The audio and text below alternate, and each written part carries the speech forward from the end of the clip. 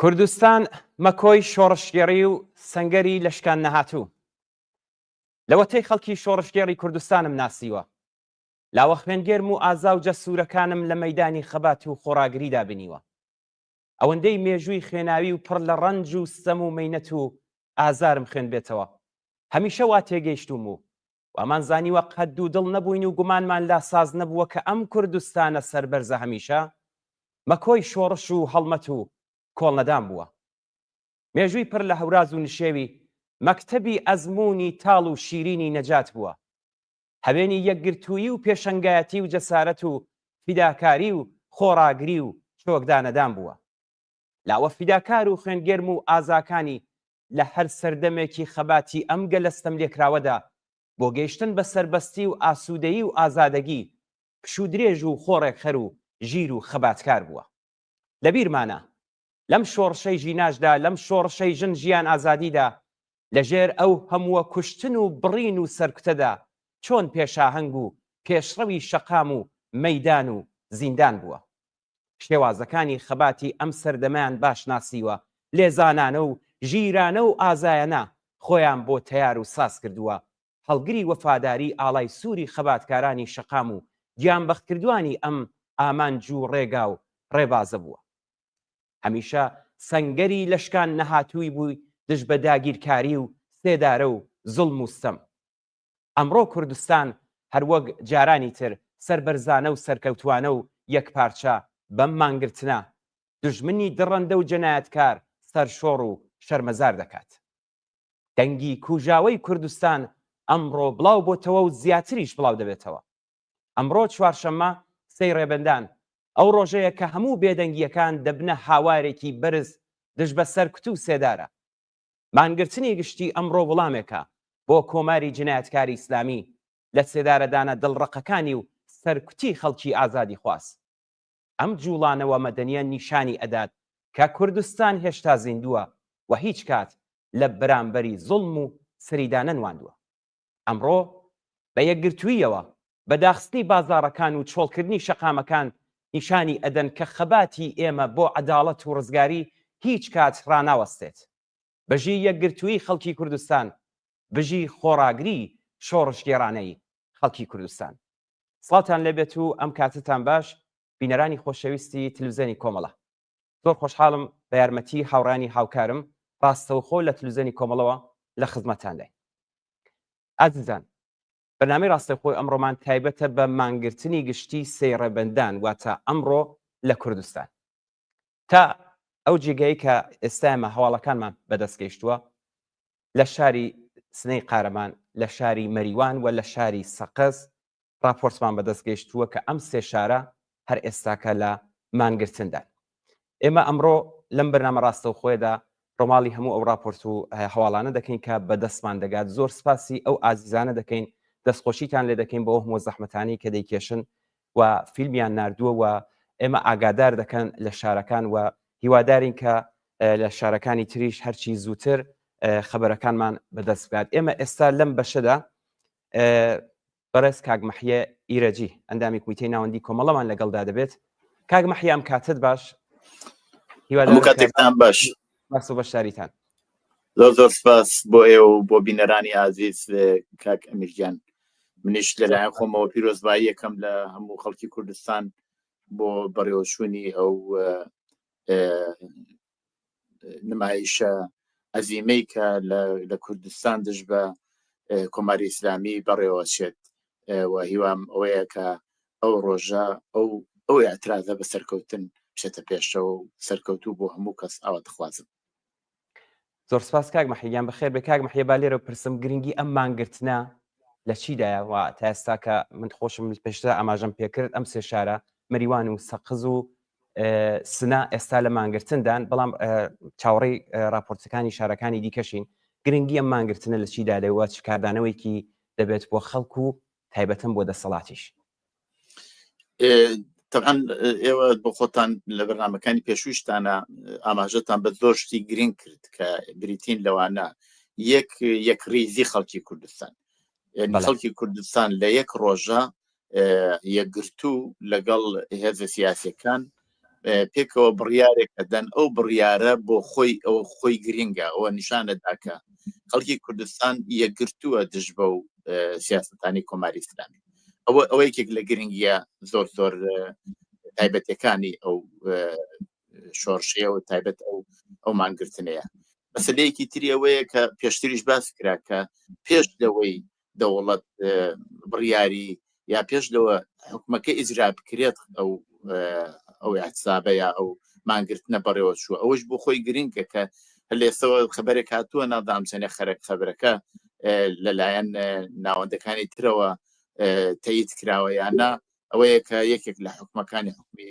بەخشانی عەزیزی هەڵوەشاوەتەوە یاکو خراوەتە دواوە من پێم وایە نابێ خەڵکی کوردستان بەوە ڕازی بن کە بخرێتە دواوە بەڵکو بێ ئەو حکومانە هەڵوەشێتەوە بێ و حکومانە کولەن هەڵوەشێتەوە بۆ ئەوەی ئەوانە چیان کردووە ئەوانە هەروایان کردووە هەموو خەڵکی کوردستان کردویانە داوای داخوازەکانی خۆیانیان کردووە یا خەباتێکی مەدەنیان کردووە شتێکی ئەو تۆیان نەکردووە هەموو ئەو پەروەندانەوە بۆیان ساز کردوون هەموو پەروەندەهایەکی جعلی و دەستکردە کە هیچ بنەمایەکی نییە بۆیە بە باوەڕی من ئێمە ئەبێ قایم لەسەر ئەو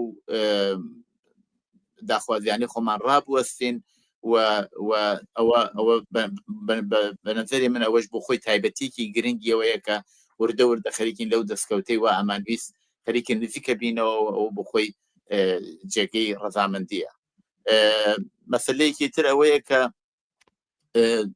هێزەکانی سیاسی لە کوردستان یەکگرتوو هاتن پێکەوە و بڕیارنامەیان داوە ئەوەی شەر بۆ خۆی هەنگاوێکی باشە شاید ئەمە هەنگاوێک بێ بۆ ئێمە بتوانین لە داهاتووە زیاتر لە یەک نزیک بینەوە خەڵکی کوردستان لە ئەگەری گۆڕانکاریەکانە پێویستی بە یەکریزی دەنگ هەیە ئەوە پێشتریش سەلماندراوە و ئەبێ ئەمە لە داهاتوویشە ئەوە حتمما ڕەچاو بکەین و هەلێسەوە بیری لێ بکەینەوە خاڵهای گرنگی یەکگرتو هەیە هەر ئەمە کە هەموو ئەو هێزانێ بەیەکەوە یەکگرتو کردووە معنایەوەیە زۆر خاڵی یەکگرتن هەیە کە هێزە سیاسەکان دەتوانن لەسەر یەک لە دەوری کۆک بن و پێکەوە بڕیاری لەسەر بدەن ئەوانە بن بە باوەڕی من گرنگترینی ئەو حرەکەتەیە وایسا لە ئارادای و بەڕێوەچێت زۆر باشە کاک مەحیب هەرو جۆری کەوتم دیارە ئێمە راپۆرتی ئەم سێ شارەمان بەدەست گەیشتووە ئەم سێ شارە لە مانگرتندان بەڵام هەواڵی بڵین ئەم مانگرتنە دقیقە و ساعت بە ساعتی زۆر زۆر گرنگە کە چۆن بەدەستمان بگە عەکسەکان وێنەکان چاوەڕوانیتان لە چالاکانی بڵین سیاسی و مەدەنی چییە ئەم گزارشانە دەبێت چۆن بەدەست بکات ئەوەی وا معلومە کۆماری ئیسلامی حکوومەتێکی دەڕەندەیە ئیجازە نادا هیچ هەڵسوڕانێکی مەدەنی سیاسی بەڕێوە بچێت و هەڵسوڕاوانی مەدەنی دیارە لە شەرایەتی کێزگار سەختە خەریکن کار و ئەرکەکانیان بەڕێوە بن گرتنی ڤیدۆ و فیلم و نازانم راپۆرت دانیش بۆ خۆی یەکێک لەو بەشانەیە کە کۆماری ئیسلامی ئەوێ بەری پێ بگرێت بەڕاستی و ئەوێ ئەو دەنگە نەچێتە دەرەوە بەڵام ئێمە هەروەک بینیمانوە لە بەیانی زووشەوە ئەو هەواڵانە هاتوون دیارە کە خەڵک کۆڵ نادەن و ئەو هەموو هەڵسوڕاوەی و ئێستا هەن ئەوانە خەریکن هەواڵەکان ئەنێرن و بڵاوی ئەکەنەوە و ئەوە بۆ خۆی زۆر گرنگە لەو بابەتەوە بەڵام تایبەتمەندیەکەی چی ئەبێمە جیاوازیەک لە بینی ئەو هەواڵانەی پێشتر هاتوون و هەواڵەکانی ئەو دەورە دابنین وانە بن ئەو هەواڵانەی پێشتر و هەواڵانە وەکو یەک بن چونکی کۆماری ئیسلامی توانێت تەبلیغات بکە بڵێ ئەو هەواڵی کۆنە بڵاویکەن هەرچەند هەواڵی کۆنیش بێ هەر دیسانەی سەلمێنێکە لە کۆنیشە هەر خەڵک بەدەم ئەو مانگرتن گشتیانەوە هاتوون یعنی ئەو بۆ خۆی کۆماری ئیسلامی ناتوانێت استفادەی وای لێ بکە بەڵام باشەوەیە کە گرتە ڤیدیۆهایەکی ڕێک و پێک بێتە پێشەوە بۆ بکرێت لە شتەکانیشان لە تۆڕە کۆمەڵایەتیەکانە لە تەلەڤیزیۆنی کۆمەڵەوە لە هەموو شوێنێکەوە بڵاو بێتەوە و ئەوە پیشانەدا کە نیشانەدا کە کۆماری ئیسلامی چێنە لە مەوقعیەتێکی زەعیفایەوە خەڵکی کوردستان چۆن یەکگرتوو توانیوانە زاهر بوون کاک مەحیا مانگرتنێکی سەرکەوتوو هەمەلایەنە چەندە لە بەرژەوەندی بزوتنەوەی شۆڕشگێڕانەی خەڵکی کوردستاندایەوە چ پامێکی تێدایە بۆ نارانی زۆر تۆ حسابی بکە ئێمە لە وەزیەتێکی خەڵکی کوردستان چاو لێ بکەین دادخوازان ئەوە ئەبینین ڕۆژانە لەسەر شەقامن ڕۆژانی سێشەممە کۆ بنەوە احترازەکەن بازنشستەکان کۆ بنەوە احتراز دەکەن و دایمە ئەوانیش لەسەر شەقامن کرێکاران هەمیشە داوای داخوازیەکانی خۆیانەکەن و ئەوانیش هەر لەسەر شەقامن لاوان و گەنجان و ژنان ئەسڵەن کۆماری ئیسلامی فەلسفەی وجودی کۆماری ئیسلامی بە سەرپۆش و بە حجاب و ئابلوانەوە دەستی پێکردە یعنی ئەوە ناسنامەی کۆماری ئیسلامی ئەو ناسنامە خەریکە لە کۆماری ئیسلامی ئەسێندرێتەوە یعنی تۆ حسێبی کە وەزیەتی ئابووری وەزیەتێکی هێزگار خراپە وەزیەتی بەرق و نازانم وەزیەتی ژیانی خەڵک زۆر خراپە کاسبکاران لە وەزیەتی هێزگار خراپە هەن تەواوی ئەو قەیرانی ئابووریەوە هەیە و ئەو قەیرانی سیاسیەوە هەیە ئەو فشارانەی تریش وە کولەن بەسەر خەڵکەوە هەیە هەمووی ئەوە ئەخوازێت کە ئێمە بتوانین لە ڕۆژێکیەوە ئەو اعترازی خۆمان بنمایش دابنین یا لەوە کە ئەو حکمی ئەدام هاتووە زۆرشتی لەو بابەتە بەڵام ڕۆژی ئەوە کاتیەوە هاتووە ئەو بنمایش دابنین بۆ بڵێن ئەو خەڵکە ناڕازین و بە شتێکی یەکگرتوو بدەین تایبەتمەندیەکەی ئەوەیە کە ئەمە کۆماری دەستی کۆماری ئیسلامی ئەبەستێت بۆ ئەوەی کە بێت خەڵک سەرکوت بکات و ئەمە ڕێگەیەکی هێزگار باشە ئەگەرچی ئەوە هەڕەشە و گۆڕەشەی کردووە لە دوکانەکان و تێتی ئەگە دوکانەکانتان ببەستن ئەوە هەڕەشەی لێکردوون لە خەڵکوانە بەڵام چەند دوکانە بەسێت ئایا توانێت دوکانی هەموو شارێک بەسێت توانێت دوکانی هەموو شارەکان قوڵف بکات ناتوانێت ئەو کارە بکات بۆیە من پێم وایە بە یەکگرتووی ئێمە توانین ئەو فشارانی کۆماری ئیسلامیش بەرپەس بدەینەوە وەلایەکی ترۆ خودی ئەو ترسێ وا ئێستا لە ناو دڵی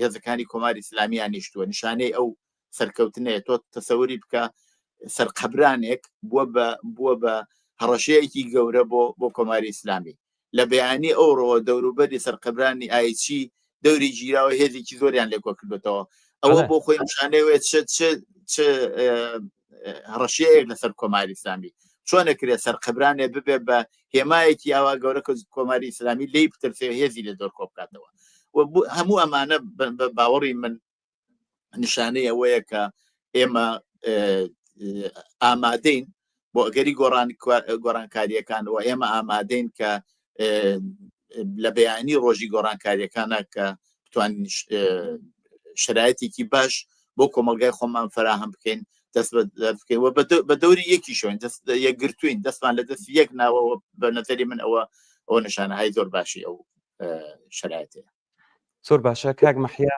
هەر ئێستا ئەمە هەوڵمان پێگەیشتووە کە بەشێک لە بازاڕیانی مهابەت و دیوان دەرەش بەم مانگرتنەوە پەیوەست بوون دوا قسەتان بەڵام بە کورتی ئەگەر بکرێت فەرموون دیسان ئەوەی کە ئێمە ئەبێت نیشانی بدەین بە کۆماری ئیسلامی کە قبوڵی ناکەین حکمی ناڕەوا بۆ سەر هیچ یەک لە ئەسڵ زندانیانی سیاسی ئەبێ هەموو ئازاد بکرێن مەبەستەوە نییە کە حکمەکان لەسەر لا بچێت ئەبێ ئازاد بکرێن نابێت زندانی سیاسی لە ئێران ببێت ئەبێ ئازاد بکرێن خەڵک بۆیان هەیە بیر و باوەڕی خۆیان باس بکەن و تۆمەتی ناڕەوا لەسەر زندانیان ئەوە فقط بەهانەیە کە بۆ سەرکوتکردنی خەڵک لە شۆڕشیانە من پێم وایە بە مبارزەی یەکگرتوومان بە خەباتی یەکگرتوومان ناڵین کۆماری ئیسلامی لەوە زیاتر هێرش بکاتە سەر داخوازیەکانی خەڵکی کوردستان زۆر سپاس بۆ ئەوەش کاکەمیر سپاس بەوەش کاک مەحیا رەجی ئەندامی پیتەی ناوەندی کۆمەڵە زۆر سپاس بۆ شاریت ئازیزان ئەم ڤیددیوانی کە تا ئێستا بەدەستمان گەیشتووە بچین ئەم ڤیددیوانە ببینین لە مانگرتنی ئەم چەند شارەی کە تا ئێستا بەدەست هاوڕیان مانگەشتووە دواتر دێنەوە بۆ لای میانی بەڕێزمان کاک محەممەدی خاکیمان لەگەڵ دەبێت فەرموو چی ڤیددیۆکان بینی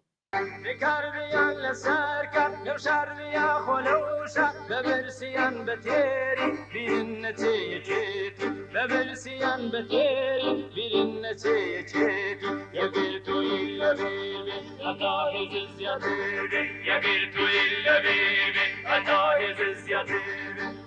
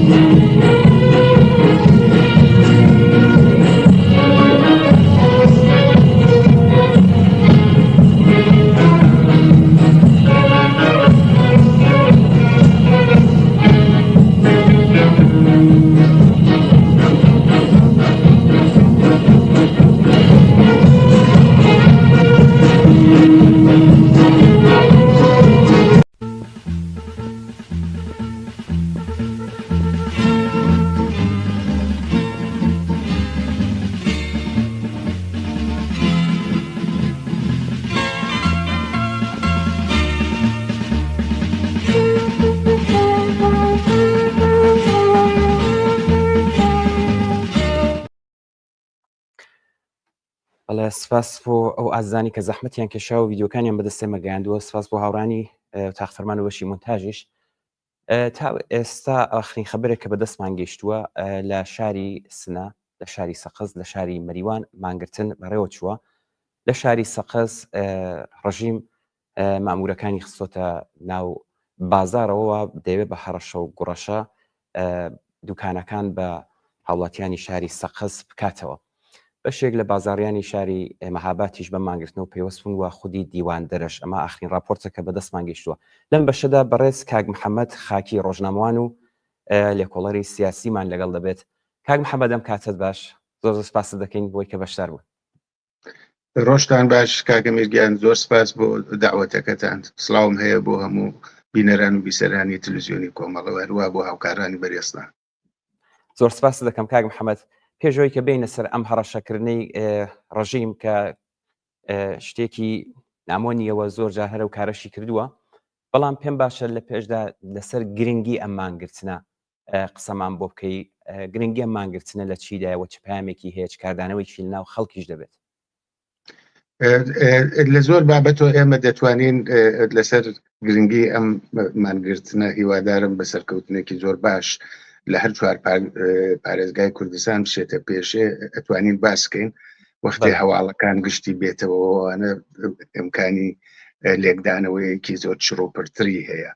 بەڵام یەکەم ئەوەیە کە پێش لەوەی حکمی ئیعدام ئیجرا بکرێت، پێش لەوەی دایسەپێنن بە ناڕەوا بەسەر ئەو خەڵکە، ئەوە ئاعترازێکی گشتی خەڵکی کوردستانە. ئەوە زۆر زۆر گرنگە. تەنانەت لەباری سڵامەتیەوە پێشگیری زۆر باشترە تاکوونە دواتر بچی بۆ لای دوکتر. ئەوە کارێکە کە زۆر زۆر لەگەڵ عەقڵا دێتەوە، لەگەڵ عەقلانیەتی سیاسیە دێتەوە. ئەوە هەنگاوێکی زۆر پێشە بۆ خەڵکی کوردستان.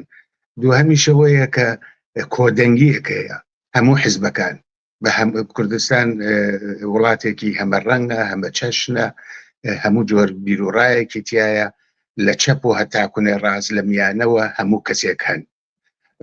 خاڵی سێهەم ئەوەیە بەشی سەربەخۆ کە زۆریش بەهێزە بە میدیایەوە بە هەموو ئەوانە بەشدارن.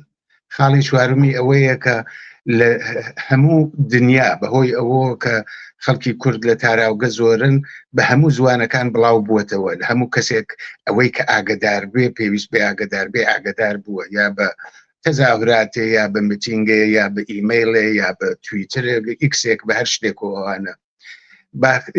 ئەوەیشی پێزیاوکەم کە لە ئاست ئێرانە قورسایەتیەکی زیاتر بە خەڵکی کوردستان ئەدات، وەکو خەڵکێکی پێشکەوتوو بە ڕۆژ متەمەدن کە بە شێوەیەکی ئاشتیانە کۆماری ئیسلامی و دوژمنانی خەڵکی کورد زۆریان حەولداوە بڵێن ئەوانە شەڕخوازن، ئەوانە بە شێوەی خشونەت و ئەوانە. ئەعتساب یەکێک لە باشترین و ئاشتی خواستترین شێوەی خەباتە. ئەوەختە تەنها ئەمە هیچ توێژێک نییە، هی هەموو خەڵکی کوردستانە. یعنی ئەو کەسەی کە بتوانێت بەشداری کات، بەشداری ئەکاتیایەوەوانە سەر ڕای ئەو هەموو هەڕەشەوەوانە. ئەوەیە ئەم شێوە خەڵکەکەیشمان ئەوڵەن فێری کارکردن بە یەکەوە کات، حزبەکان فێری کارکردن بە یەکەوە کات، ئەزمونێکی لێگرن، خەڵکەکەیش دڵخۆشە، کەسیش ناتوانێت بڵێ ئەوە ئەم حزبە یا ئەو حزبە، ئەم جەریانە یا ئەو جەریانە، بە کۆدەنگی، چه ئەوەی حزبیە، چه ئەوەی سیاسیە، چه ئەوەی تەنانەت سیاسی نییە، چالاکێکی مەدەنی ئاساییە، یا چالاکێکی فەرهەنگیە، یا چالاکێکی ئەدەبیە، یا لە بواری ژینگە و موزیکا کارکار، چەند هەموو ئەوانە بە سیاسەتەوە گرێتراون، هەموو پێکەوە و ئەو پێکەوە بوونە زۆر جوانە. کاک محەممەد، ئاماژەت بە خاڵێکی زۆر گرنگ کرد. بەڕێستان خۆشتان وەکو میدیاکارێکی سربەخۆ، دەوری میدیا و سوسیال میدیای سربەخۆ زۆر زۆر گرنگە. خۆتان زان ڕژیم چاوەشەکاری زۆر دەکات. دەوری میدیا، سوسیال میدیا، میدیا حزبیەکان چەندە دەتوانێت ڕۆڵ بگێڕێت لە مانگرتنێکی ئاوادا؟ ئایا بەپێی پێویست ئەم کارەکرا؟ بە باوەڕی من زۆر زۆر قورسایەتێکی باشی هەیە و زۆرش گرنگە. بەداخەوە هەموو حزبەکان تلویزیۆنیان نییە یا میدیایەکی قەویان نییە، من پێم خۆشە لە ئێرا بەڕاستی دەستخۆشی ومان و نەبوون لە ئێوە و لە تلویزیۆنی کۆمەڵە بکەم لە نێوان هەموو ئەو تلویزیۆنە حیزبیانە پێم وا بێ ئێوە یەکەی بێڕەکابەرن لە بواری ئەم مانگرتنە گشتیە هێز و توانایە کە بۆتان داناوە دەستان خۆش بێ سەرکەوتوو بن. ئەوە یەک. دوو هەم من پێم وایە لە باری سوشیال میدیاوە لە باری میدیای سربەخۆ زۆر گرنگە کە ئێمە بتوانین هەر کەسێک بە هەر توانایەکی هەیە بە هەر هێزێکی هەیە بڵاوی کاتەوە بۆ دۆستان و ئاشنایانی هەر چاوێک لە سوشیال میدیا لە هەر بەشێکی لە فەیسبوک لە تویتر لە ئینستاگرام لە تەلگرام لە هەر شوێنێک کە ئەەکەی ئەبینی باسی ئەم مانگرتنی گشتی ڕۆژهەڵاتی کوردستانە. ئەوەیە زۆر گرنگە کە ئێمە بە هەر ئیمکانێکە هەمانە با 5 کەس بیبینێ با 10 کەس بیبینێ با 100 کەس بیبینێ بەڵام شتەکە ئاوا بڵاوە بێتەوە. هەر شتێکت بەدەستمانەگا ئەگەر مۆبایلێکمانەیە ئەگەر تەلێفۆنێکمانەیە ئەگەر خەبەرێکمان بیستە پێمان وایە ڕاستە پێمان وایە دروستە دەتوانین فیلمی لێ بگرین ئەکسی لێ بگرین بە جۆرێک بۆ کەسانێک کە باوەڕمان پێ هەیە بینێرین با ئەم خەبەرانە بڵاو بێتەوە بتوانین دواتر لێکدانەوەیەکی چرۆپڕتری لەسەرکەین پانایی و بەرینی ئەم مانگرتنە چەندێک بووە تەنها بازار نییە کە لە مانگرتنایە مەدرسەکانە مامۆستاکانە ئیداراتی دەوڵەتیە شرکەتەکانە ئەوەیە زۆر کەس خەریکن ئەو کاراکەن تەنها نابێ بە پێوەری دوکان داخستن ئەو مانگرتنە هەڵی سەنگێنین چەند دوکان داخراوەیە ئەوە بازاری کوردستان بازارێکی لاوازە بەڵام شەرافەتمەندن تێکۆشەرن لەگەڵ خەڵکەکەی خۆیانن و هەمیشەیش توانیویانە بە پێچەوانەی ئەو هەموو زەخت و زۆرە کە لە سەریانە هەنگاوی پێویست هەڵگرن. کاک محەممەد لە سەرەتادا باسی ئەم هەڕەشە و شتەی مامورانی ڕژیم یان لە هەر مانگرتنێکدا زۆر جارێمە بینیمانە ئەم بەکرێگیراوانی ڕژیم بۆ کەسانی کە بە خودی ئەم دەسەڵاتە نزیکن بە هەڕەشەکردن و بە دڵسارکردنەوەی خەڵک نایانەوێت حرەکەتێکی ئاوا سەر بگرێت. قسەی ئێوە چییە بۆ ئەم کەسانە و ڕوو بە خەڵکیش پێشنیارتان چییە؟ ڕژیم هەموو کارێکە کا بەڕاستی ڕژیم ئەوەی کە لە دەسی بێ ئەیکاکە ئەو خەباتە شکڵ نەگرێ. ڕژیم 45 ساڵ پێش لەوە دەیگوت من حیزبەکان تەواوەکەم بە قەولی خۆی زدی انقلاب و زدی شۆڕشە ئەوە 45 ساڵ دوای ئەوە گیری کردووە بەدەست قەبرستانی ئایچیەوە حیزبەکانی نەتوانیوە بەخۆشیوە تیا بە حیزبەکان قەویتر لە پێشتن بەدەسەڵاتترن کۆمەلگای مەدەنی بەدەسەڵاتترە خەڵکی سەربەخۆ بەدەسەڵاتترە هونەر و ئەدەبیات پان و بەرینترە موزیک پان و بەرینترە دەنگی خەڵکی کورد زۆر ڕەساتر و بەرزترە مافەکانی خەڵکی کورد زۆر ڕۆشنترە بۆ دۆست و دوشمن و ئەوانە ئەوەیە کە ڕژیم هەر کامێک لە دەسی بێ ئەیکا ئێمە ئەوێ لەوە باش تێبگەین هەمومانوانە ڕژیم لە هەموو کاتێکی خۆی بەڕاستی لاوازترە بەڵام ئەو لاواز نییە نەتوانێت خەڵک کوژێت یا خەڵک بگرێت هەموو ڕژیمێ بە شارەسەر ساعتی 2 ساعت پێش لە ڕووخانی ئەیتوانێت خەڵک بکوژێت ئەم ڕژیمێش دەتوانێت خەڵک بکوژێت بەڵام ئەم ڕژیمە ناتوانێت ئاوەدانی کا ناتوانێت ئاشتی بێنێ ناتوانێت کاری جاتکە ناتوانێت مەدرسە دەرمان ئەمنیەت هەموو ئەوانە ئێمە لە وەختێکین کە خەڵکی کورد لە هەموو وەختێکی خۆی بەهێزترە یەکگرتووترە و حکوومەتیش لە هەموو وەختێکی خۆی کستر و لاوازترە چ لە باری ناوچەیە چ لە باری جیهانیە چ لە باری ناوخۆیە ئەوەیە زیاتر هەڕەشە و گوڕەشەیە بەڕاستی بەڵام ئەوە بمعنایەوە نییە ناتوانێت خەڵک بگرێ خەڵک شکنجەکە پێم خۆشە یەک شتیش بڵێم ئەم مانگرتنە تەنها لە دژی ئێعدام نییە بەڕاستی ئەگەر باسی بخوێنینەوە بۆ ئازادیە بۆ بەرابەریە بۆ یەکسانیە بۆ خەڵک بیانووی سیاسی نەگرن ئەشکەنجەی نەکەن وڵات هەیە 100 ساڵە 200 ساڵە حکومی ئەدامیتیان نەماوە ئێمە چارەکێ وەڵی قەرنی 21شمان تێپەڕانووە هێشتا هەرەکمانە دینە سەر شەقام بڵێن ئەعداممان مەکەن یعنی چەند 100 ساڵ توانین لە دوای خەڵکی دنیاوە بین چەند 100 ساڵ ئەتوانین ڕژیمێک لەسەر هەربێکە لەگەڵ هیچ شتێکی نوێی سەردەما تەبایی نەبێەوەوانە ئەوەیە ئێمە داوای ئازادیەکەین ئەم دش بە ئێعدامە بەڵام وەختێ دش بە ئەدامە یعنی دش بە زندانیکردنی سیاسیە، دش بە ئەسڵا سەرکوتە خەفەقانە، دش بە ئەوانەیە کە بەهای ئینسانی نەبێەوانە.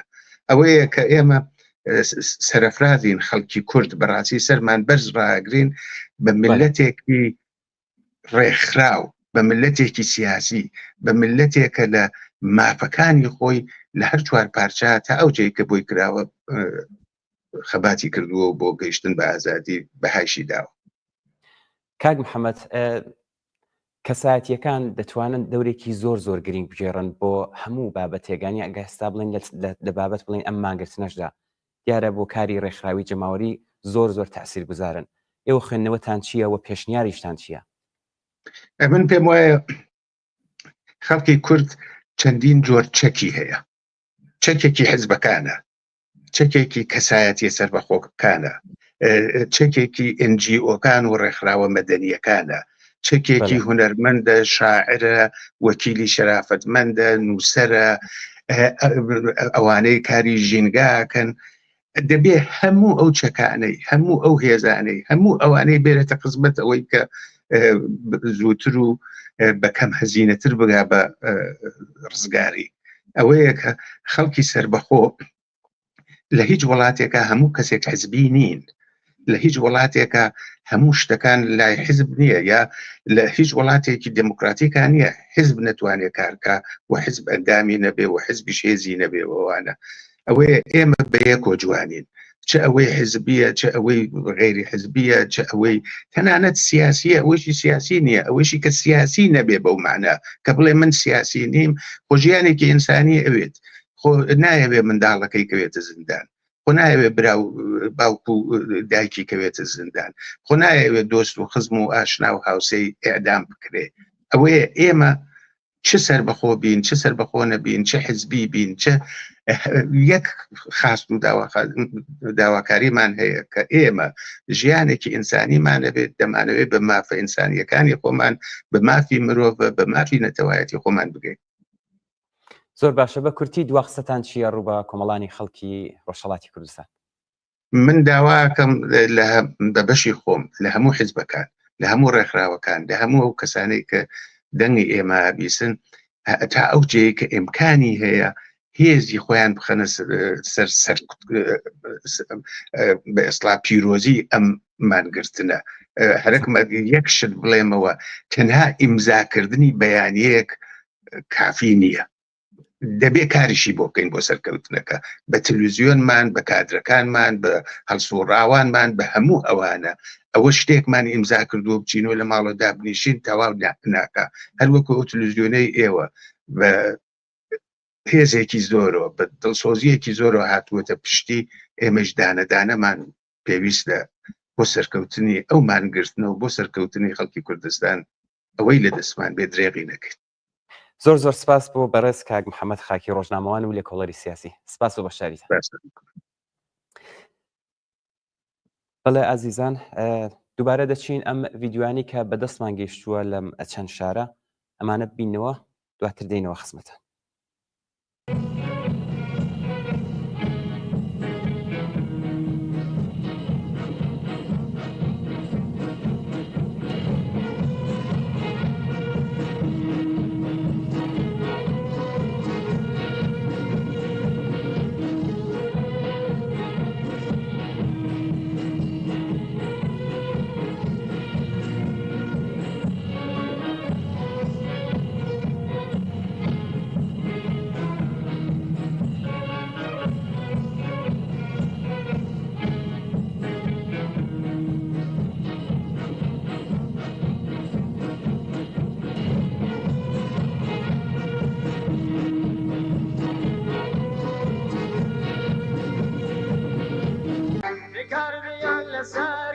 شارنیا خلوشا ببرسیان بتیری بیرن نتیجتی ببرسیان بتیری بیرن نتیجتی یگیر تو ایلا بیبی اتا هز زیادی یگیر تو ایلا بیبی اتا هز زیادی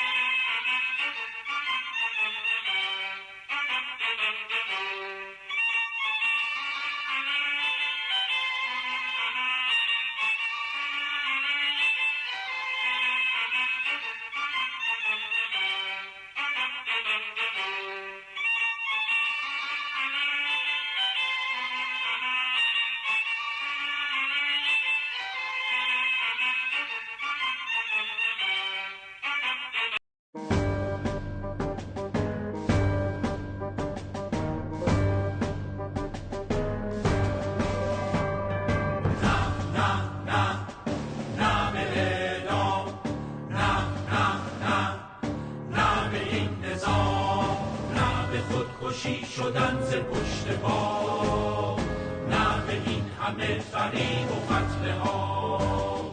نه نه نه نه به این عذاب، نه نه نه نه به قدس خواب، نه به این شب سیاه ناسبا، نه به مرگ دختران انقلاب، نه به تیر، نه به دار، نه به رنج بیشمار، نه به مکر و خطبه قاتلان روزگار. نه نه نه نه به اعدام، نه به روز، نه به چین، نه به رهبری چنین کوک و کر نشستگی بر فراز برج کی. نه نه نه نه به اعدام، نه به این همه بیکاری، نه به قصه های تکراری، نه به کشته های در زندان،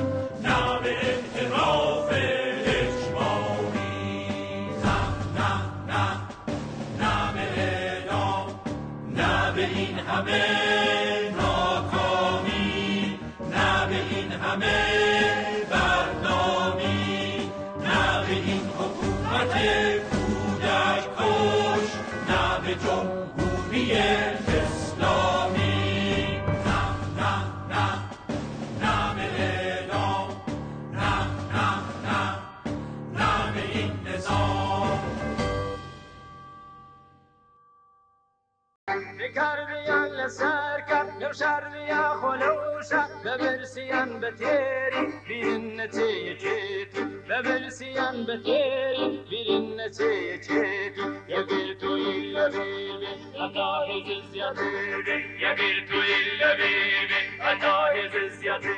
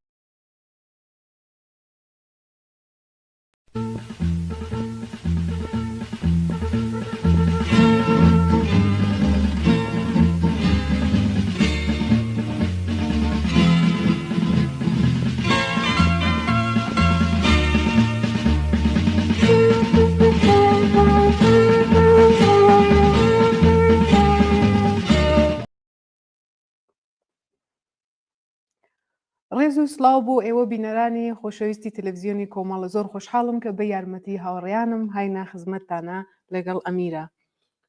بەڵێ زۆر سپاس بینەرانی ئازیز، منیش خۆشحاڵم ئەسرینگیان بەخێر بێت. تێمە لەگەڵ ئەسرین درێژە بە بەرنامەی ئەمڕۆ کە تایبەتە بە مانگرتنی سەی ڕێبەندان لە کوردستان. تا ئەو جێگایی کە ئاگادار کراینەوە ئاخرین راپۆرتەکان ئەومان پێ دەڵێ کە لە شاری سنە، لە شاری سەقز و مەریوان دیواندەرەوە بەشێک لە بازاڕیانی شاری مەهابەت تا ئێستا بەدەستمان گەیشتووە بۆ کرماشان. زۆر باشە. ئێمە هەوڵ دەدەین هەموو ئەو گزارشانی کە بەدەستمان دەگات لێرە بینەرانی ئازیزی لێ ئاگادار بکەینەوە. ئێستا لەم بەشەدا هاوڕێ ئەسعەد ڕۆستەمیمان لەگەڵا، ئەندامی کمیتەی ناوەندی کۆمەڵە و ئەندامی کمیتەی حیزبی کۆمۆنیستی ئێران.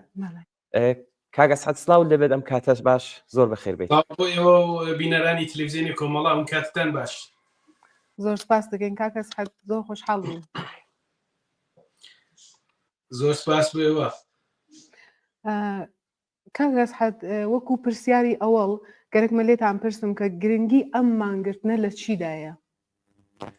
دەزانی سنەتی مانگرتنی گشتی لە کوردستان سنەتی تێجێکەوتووە، سنەتێکە کە خەڵکی شۆڕشکێری کوردستان هەر کاتێ بیست بێتیان هێرش بکەنە سەر ناعادڵانەترین، جنایەتکارانەترین و غەیرە ئینسانیترین کردەوەگەلێک کە کۆماری ئیسلامی بە درێژایی تەمەنی خۆی لە دژی خەڵکی کوردستان گردبێتیە بەر لێ ئیسفادەیان کردووە و هەم بە کۆماری ئیسلامی و بە هەم بە دنیایان نیشان داوە کە خەڵکی کوردستان ناڕۆنە ژێربار هیچ چەشنە فشارێکی نادموکراتیک، ناچنە ژێر هیچ فشارێکە لە هیچ زەخت و زۆر و بەئیسلاح تەسمیماتێکە کۆماری ئیسلامی بیهەوێ ئازادیەکانی ئەوان بباتە ژێر پرسیار. ئەوان بە درێژایی زیاتر لە 40 ساڵ لە بەرامبەر ئەم ڕژیما وەستاونەتەوە. ئەوان هەر کاتێک کە ڕۆڵەکانیان کە بۆ بە ئەنجام گەیاندن و بۆ بەرەو پێشبردننی ئازادی و ڕەوتی ئازادی خوازی لە کوردستانە تەلاشیان کردووە، لەلایەن ڕژیمە و هێرش کرابێتە سەریان بەرپەرچدانەوە و جوابیان بووە بۆ کۆماری ئیسلامی وەوتویانە کە ئێمە ژیانمانەوێ، ئێمە ژیانێکی عادڵانەمانەوێ، ئێمە ژیانێکی بەرابەرمان ئەوێ، ئێمە ئازادی و بەرابەریمان بۆ ژنان و پیاوان ئەوێت و بۆ ئەم مەبەستیشە بەڕاستی سنەتی مانگرتنی گشتی لە کوردستان هەمیشە زۆرترین تەسیری داناوە. لە ئەوجی بێدەنیا لە ماڵەکانمان دانیشتوین و بە ڕژیمێکەڵین کە هیچ مەشروعیەتێکت نییە، نەخۆتوە نەبڕیارەکانت. کاک ئەسعەد، زۆر بە جوانی باس لە گرنگی ئەم مانگرتنە کرد. پێم باشە بزانم کاردانەوەی ئەم مانگرتنە بۆ کۆمەڵانی خەڵکی کوردستان چیەوە، ڕوو بە دەسەڵاتی چی دەبێت؟ هەمیشە بەڕێوەبردننی سەرکەوتوانەی ئەم چەشنە مانگرتنە سەراسەریانە لە کوردستان گەورەترین دەستکەوتی بۆ خەڵک بووە کە بەرچاوترینی ئەوەیە کە هەمیشە نیشان ئەدات کە خەڵکی کوردستان عەلاڕەغمی هەر چەشنە اختلافێک لە بیرکردنەوەی شەخسی یان ڕەوتەکانی خۆیان نابێت، بەڵام بەرامبەر بە جنایاتی کۆماری ئیسلامی هاودەنگ، هاوبیر و هاوڕان. ئەمڕۆ خەڵکی کوردستان لە دوکاندارەکەیەوە هەتا کرێکارەکەی، هەتا نانەواکەی، هەتا مەدرسەکانی، هەتا ژنان و پیاوان و جوانان، هەتا شەقامەکانی خەڵکی کوردستان بەخۆیەوە نابینێ. بۆچی ئەم پەیامە؟ ئەمە هەڵگری چه پەیامێکە؟ ئەمە هەڵگری ئەو پەیامەیە کە کۆماری ئیسلامی بە دەرکردنی حکمی ئیعدام بۆ پەخشانی عەزیزی و وەریشەی مرادی و باقی زیندانیانی سیاسی کە هان لەژێر بڕیاری ئیعدامە ئەی هەوێت کە بەئیسلاح بەم شێوە هێز و قودرەتی خۆی بە خەڵکی کوردستان لە ناوەوە نیشان بدات، لە حاڵێکە ئەمە ئەو جیزەبوونی ئەو ڕژیمە ئەگەینێت. ئەمە نیشانەی یەکگرتووی خەڵکی کوردستانە. خەڵکی کوردستان دەبێت ئەهەمیەت و جایگای ئەم یەکگرتوویە بزانن و درێژەی پێ بدەن. لە لایەکی ترە و پەیامی بۆ ڕژیم چییە؟ پەیامی ئەوەیە کە تۆ هیچ مەشروعیەتێکت نییە، تۆ ناتوانانی تەسمیم لەسەر ژیانی ئازادی خوازان لە کوردستانە بگریت، تۆ ناتوانانی بە دەرکردنی دواکەوتوانەترین حکم کە لە دنیا لەسەری قسە ئەکرێت و یەکی لەو وڵاتانەی کە زۆرترین بەڕێوەبردننی ئەعدامی تیاکرێت ئێران و ئێرانی ژێردەسەڵاتی کۆماری ئیسلامیە. پەیامی ئێمە خەڵکی کوردستان بە ڕژیمی کۆماری ئیسلامی ئەوەیە بەڕاگرتنی ئەم ئەعدامانە دەبێ بزانێت کە ئێمە لە بەرانبەر هەڕەشە و تەهدید و جنایەتەکان ئەوە بێدەنگ نابین و خەڵکی کوردستانی شۆڕەشێر بە یەک پارچەی خۆیان ئەمڕۆ لەسەر جەمشارەکانە ئەوە نیشانەدەن.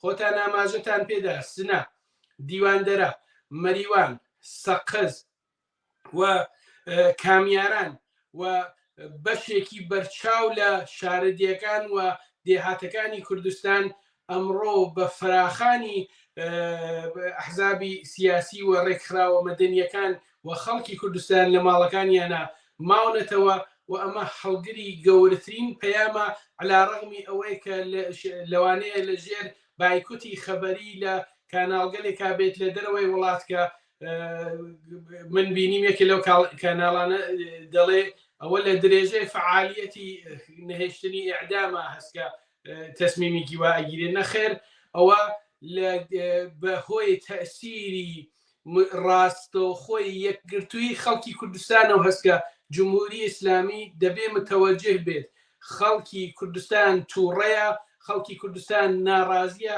و دەبێ بێ ئەمما و ئەگەر بێ هیچ چەشنە بیانوێک ئەو حکومگەلە لەغەوە کاتەوە. کاگ ئەسعەد، ئەڵبەتەن پرسیارە زۆر گرینگە. منش پێم وایە دەوری میدیا زۆر گرینگە، تایبەتەن بۆ بابەتێکی ئاوا وەکو مانگرتن مەسن بڵین وەکو مانگرتنی ئەمڕۆکە بانگەوازی بۆ کراوە. ئێوە خۆشتان کە هەم هاوکاری خۆمانن و لە بەشی میدیادا چالاکیتان هەیە. دەوری میدیا چەندەیە؟ هەم ئەم بەڕێزەشمان کە پرسیاری کوتێتی ئەم 2-3 ڕۆژە تەنیا لایەنێک بوون کە چڕوپڕ بۆ ئەم بانگەوازە کارتان کردووە و خەڵکتان لێ ئاگادار کردوێتەوە، بەڵام لایەنەکانی دیکە بەداخەوە وانە بووە.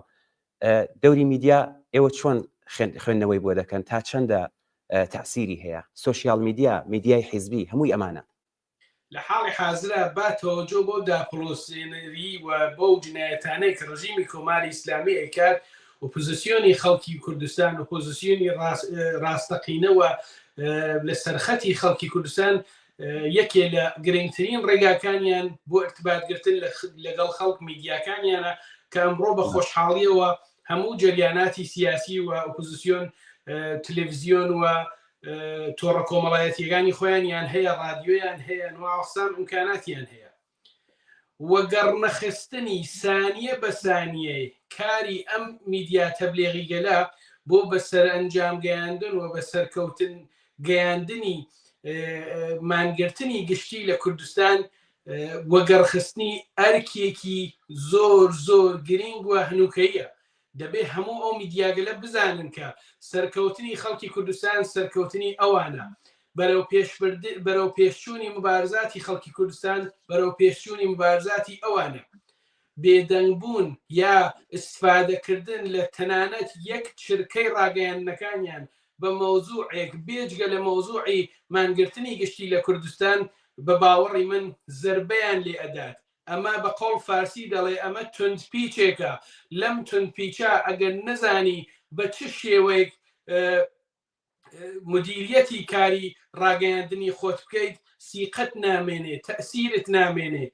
ئێمە بە بەردەوامی وتومانە تەلەڤیزیۆنی کۆمەڵە و حیزبی کۆمۆنیستی ئێران تەلەڤیزیۆنی خەڵکی شۆڕشیێری کوردستان و ئێرانە و بۆ ئەم مەبەستەش کارمان کردووە و هەروەک خۆتان چەند ڕۆژە بە ئەو پەڕیورە و بە ئەو پەڕی تواناییە و هەموو کادر و ئەندامانی ئێمە لە دەستگا میدیایەکانی کۆمەڵە و حیزبی کۆمۆنیستی ئێران تەلاشیان کردووە کە ڕنگدانەوەی ئەم مانگرتنە بن و هەتا بە سەرنجام گەیاندنیشی ئەڕواتە پێشەوە. خەڵکی کوردستان ئرادە و عەزمی کردووە کە ئەم ئەحسابە بە سەرکەوتن بگەینێ.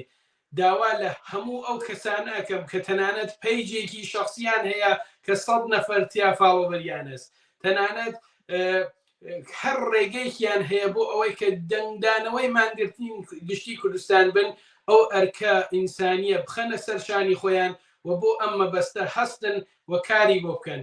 بەڕاستی ئێمە هەموو هەوڵ و تەلاشی خۆمانمان داوە وەک خۆتیش ئاماژەت تا هەموو هاوڕێیانمان هەموو ڕفیقەکانمان ئەو پەڕی توانە و خەریکی ئەو کارین و داواکەین لە هەموو لایەنێک هەموو کەسێکی تر کە ئەگەر نەیکردووە بیکات و ئەگەر کردوویە زۆرتری بکات و داوا لە خەڵکی کوردستانیش ئەەکەین کە پەیام و عکس و تەسویر و ئەو شتانەی کە لە مانگرتنەکە هەیەە لەو ڕێگاگەلەو کە هەم لە تلڤیزیۆنی کۆمەڵەوە هەم پێشتریش لە ڕێگەگەلترەوە بەدەستیان گەیشتووە بۆمان بنێرن کە تلڤیزیۆنی کۆمەڵەوەکو هەمیشە بێت بە ڕنگدانەوەی دەنگی شۆڕشی خەڵکی کوردستان. زۆر سپاس دەکەن کاکەس حەد وەکو دوایین قسەی خۆتان ڕوو بە خەڵکی کوردستان چییە دوای قسەی خۆتان یا پەیامتان؟ بەڵێ دەزانن ڕژیم هەمیشە لە ڕێگاگەلێکە و هەوڵ ئەدات کە تەسیر بکاتە سەر کەسانێک کە لەم ڕۆژانە بڕۆن دوکانەکانیان باسکەن بڕۆنە دەرەوە تەنانەت هێزەکان خۆیان نێرێتە دەرەوە کە شلۆخی گەلێ لە ناو کوچە و کۆڵان و ئەوانە دروستکەن. من لە بیرمە لە 16 گەلاوێژە ڕژا بوونە ناو ماڵگەلێکە و فقط بە حکمەوەی کە دابوویان لە خەڵکی بە تەمەنی ماڵەکە دابوویان لە دایک و باوکی ماڵەکە کە زانی بوویان ناو ئەو کۆڵانە ناو ئەو گەڕەکە جایگایکی هەیە بەس لەبەر ئەوەی کە خەڵک بێنە دەرەوە و بیکەنە هات و هاوار وەمانگرتنەکە بشکێنن. مقاومەتێک کە ئەو خانەوادەگە لە کردیان کارێکی کرد کە ڕژیم ئەو پلانەی پوچەو بێتەوە. بەڕاستی ئەو کەسانەیە کە پیان وایە هەڕەشەکردنی ڕژیم SMS ناردنی ڕژیم تەلەفۆنکردنی دەستگای ئەتلاعات یەکانی ڕژیم بۆیان تەسیرەکاتە سەر ژیانی ئەوان بێگومان بێشک جمهوری ئیسلامی ناتوانێت قوڵفی باتە مل کوردستانە. جمهوری ئیسلامی دەبێت لەگەڵ ئەم شەڕی ئێمە ڕوبەڕوو بێت دەبێت ڕۆڵەکان ئێمە ئازاد بکات. نەتیجەتەن داوا لە هەموو ئەو کەسانە ئەەکەم کە ممکنە ئێرادەیان تۆزێک بەنەوعی بووە کە ڕۆشت بێتن بزان چە خەبەرە بیکەینەوە نەیکەینەوە مەیکەنەوە دوکانەکانتان مەکەنەوە خۆتان مەخەنە بەر تووڕێی خەڵکی کوردستان خۆتان مەخەنە بەر نەفرەتی خەڵکی کوردستان. بەستنی یەک ڕۆژی دوکانێکی تەڵافرۆشی هیچ تەسیرێک لەسەر تۆ ناکا کە کردوتەتەوە. بەڵام بیزانە ئەو کرێکارەی کە ئەمڕۆ بە نەڕۆشنی بۆ شوێنی کارەکەی نان نەبووە لەسەر سفرەکەی ئەو کردەوەی تو ئەبینێ ئەو کردەوەی تو فەرامۆش ناکات. جمهوری ئیسلامی لە ئاستی نێونەتەوەیە پەڕ و باڵی پێو نەماوە ڕۆژ بە ڕۆژ تەحقیری زیاتر یەکەن ڕۆژ بە ڕۆژ زیاتر سوکایەتی پێ ئەەکەن بووە بە ڕژیمێکی منفور ڕژیمێکە بە هیچ کوێدەستی بەن نەماوە. ئێستا ترس لە ئاوا ڕژیمێک هە لەوە هاوەزعیەتێکە بەڕاستی جایز نییە شایستە نییە و بین بە خۆمان بنینە پەنای دایک و باوکی پەخشان و وریشە و هەموو زیندانیانی سیاسی ژێر حکمی ئەعدام لە پەنای ئەوان نابین و پێیان بڵین ئێمە ڕۆڵەکانێوە ڕۆڵەی ئێمەن کار نەکردنی ڕۆژێک ئێمە مقابلە لەگەڵ وەستانی یەک ڕۆژی دایکی ئەو عزیزانە لەبەر زیندانەکان بۆ بەرەو پێشبردن و بە سەرکەوتن گەیاندنی ئەم حرەکەتە داوا لە سەرجەم خەڵکی کوردستان ئەەکەم وەکو هەمیشە جوابی ڕاستەقینەی خۆیان بە جنایاتی کۆماری ئیسلامی بدەنەوە. بەڵێ زۆر سپاس بۆ کاگەسەد کاگەسە من داوای لێوردن دەکەم هەر لە ڕووی عادەتیشەوە من هەر ئەندامی کمیتەی ناوەندی حیزبی کۆمونیستی ئێران کاگ ئەسعەد ڕۆستەمی دەبیرەوەڵی حیزبی کۆمونیستی ئێران و ئەندامی کمیتەی ناوەندی کۆمەڵە زۆر سپاست دەکەین بۆ بەشداریتان. دەست خۆش پێ ماندوو نەبی. باس بۆ ئێوە و کاتێکی شات. زۆر سپاست دەکەین. باس. بەڵێ بینەرانی خۆشەویست دەستان خۆش بێ بۆ ڕاپۆرتەکان کە بە دەستمان گەیشتووە بۆ بەپەی ئەو شتگەلە کە بە دەستی ئێمە گەیشتووە لە شارەکانی سنە سەقز مەریوان دیواندەرە بەشێک لە بازاڕیانی شاری مەهاباد لە مانگردندان تایسەوە ئێمە لە کرماشانیش هەروە هینێکمان بۆ هاتووە یانە ڕاپۆرتێکمان بۆ هاتووە. ئێستا ئەگەر ئەمیر موافق بی بچین ئەم فیلمگەلە ببینین و بینەرۆ لای بینەرانی خۆشەویست. فەرموو.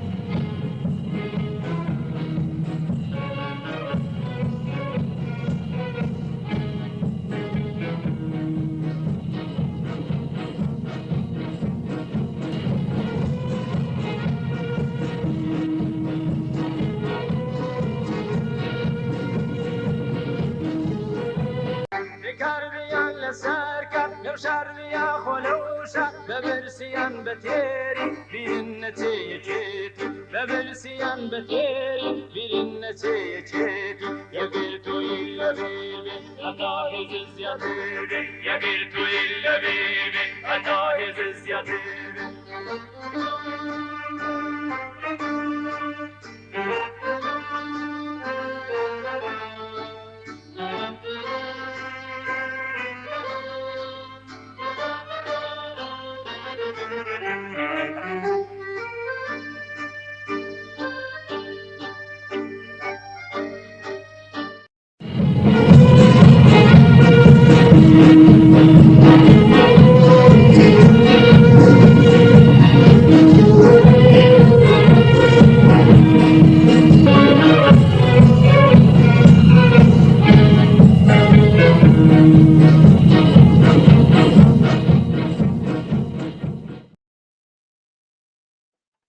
بەڵێ بینەرانی خۆشەویست ئەمە ئەو ڤیددیوانە بوو کە بە دەستمان گەیشت بوو کە بڵاو کراوە. ئێستا لەم بەشا گزارشێک بە دەستمان گەشتەوە ئێشتان بۆ خوێنمەوە پەیوەستبوونی بازاڕیانی کرماشان بە مانگرتنی گشتی خەڵکی کوردستان.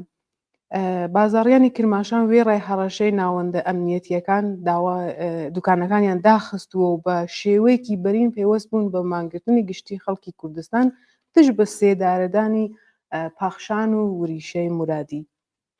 بەڵێ پامێکمان بواتووە لە کاگرێبوار لە شاری سنەوە نووسێتی ئەمڕۆ سێ ڕێبندان شارۆچکەی حەسەناوای سنە زیاتر لە 80% لە مانگرتنی گشتیدایە. لەسەر مەریوان ئێمە پامان بواتوە نووسیانە هاوڕێن ماندوونە بنەوانی کە دەڵم مەریوان نەگیراوە کەمێک لەو دوکانانەی کە دیارە یا ترساون یا بارجێرە هەڕەشان لێکراوە ئەگینا باقی دوکانەکانی مەریوان دایان خستووە و بە مانگرتنەوە پەیوەست بوون. ئێمە لەم بەشەدا لەگەڵ هاوکارم ئەسرین لە خزمەتانە مەرەخەز دەبین ئەم دووبارە هەم هەرە و ڤیددیوانەی کە بە دەستمان گەیشتووە بڵاوی دەکەینەوە و ئاگادارتان دەکەین لە ئاخرین راپۆرت و هەڵەکان لە کوردستان. ناتوانم سعاتەکەی دقیق تعین بکەین بڵێن کەی دێنەوە خزمەتان بەڵام دواتر درێژە دەدەینەوە بە بەرنامەی ڕاستەوخۆ. زانین بینەرانمان لە وتاق فەرمان چیان ئامادە کردووە مان بینن دواتر لەگەڵ هاوکارم ئەسرین ڕاستەوخۆ دێنەوە خزمەتان.